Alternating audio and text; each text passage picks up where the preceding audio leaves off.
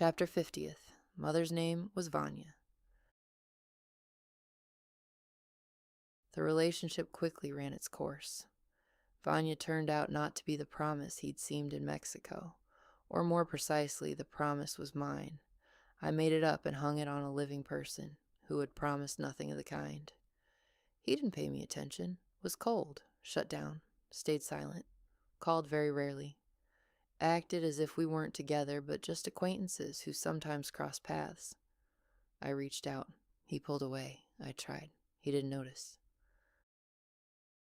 Vanya was intensity, not because he screamed or made scenes, yeah, that came later, but because he was new, unfamiliar, unread. I didn't know what he'd say, couldn't predict him in advance, and I was used to predicting everyone from age 6 by the sound of footsteps. And this unpredictability, which a healthy person might have been warned by, pulled me in, because in the unpredictability was something that wasn't in Maxime's stability, the feeling that I exist. With Maxime, I was safe, and that's exactly why I left, because safety I confuse with being unneeded, because when they don't hit you, don't throw you out, don't curse you, a body that grew up with all that doesn't believe it's love, it only believes pain. Vanya didn't resemble my mother, and didn't resemble my grandmother. He resembled a promise, but I didn't know then one thing I would spend 12 years absorbing. The psyche seeks not the best, the familiar. Vanya was cold, like my grandfather. Closed off, like my mother. Could scream, like my grandmother. I saw only novelty, like a child walking into a new house not knowing she's carrying the old one. And then he dumped me. Simply, without a fight, without long conversations. Left, and that's it. Like the mother who didn't come for me at nursery school, like the mother who walked away down the night street and didn't turn around.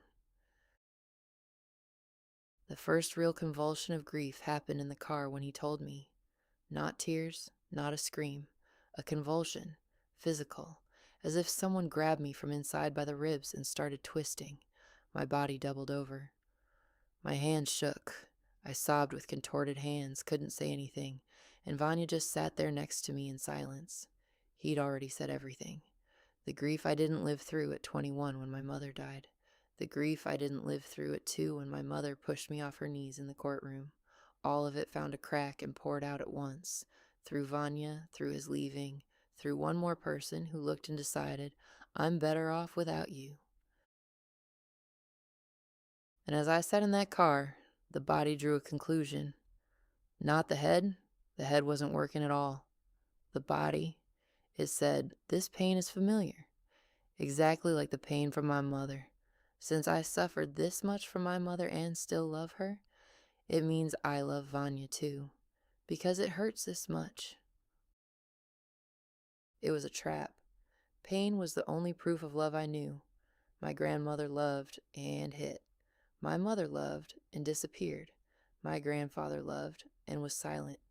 In my world, love always came bundled with pain, and when Vanya caused pain, I decided it was love, because there was no other model.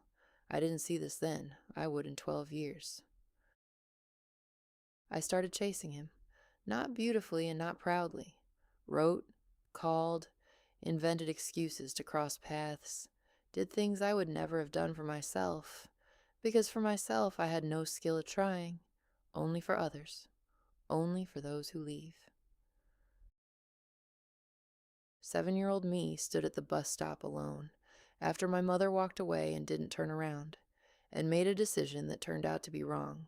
Run after those who leave. 25-year-old me sat in a car, twisted by a convulsion of grief, and made the same decision. Run after Vanya.